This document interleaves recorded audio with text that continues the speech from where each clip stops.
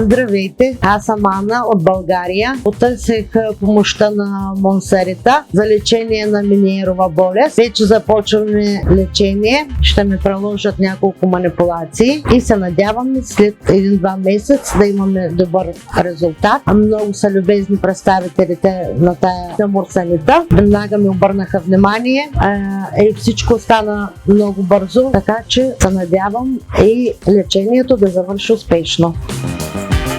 Здравейте, вече съм се вкъщи. След лечението ми в Турция се чувствам много добре, за което искам да благодаря на доктор Мелич и неговия екип. Благодаря ви от сърце, Монсарита.